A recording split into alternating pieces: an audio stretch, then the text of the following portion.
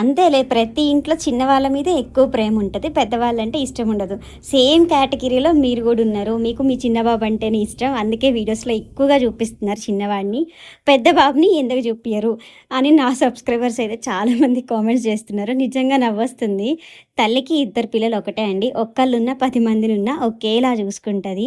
నేనొక్క విషయం చెప్పనా?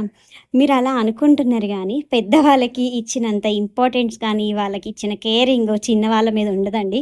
చిన్నవాళ్ళు రఫ్ అండ్ టఫ్‌గా ఉంటారు. పెద్దవాళ్ళు కొంచెం సెన్సిటివ్‌గా, సాఫ్ట్‌గా ఉంటారు. నా చిన్న కొడుకు మాత్రం చాలా రఫ్ అండ్ టఫ్ అనమాట. ఆట ఆడిచ్చేస్తాడు ఎవరినైనా.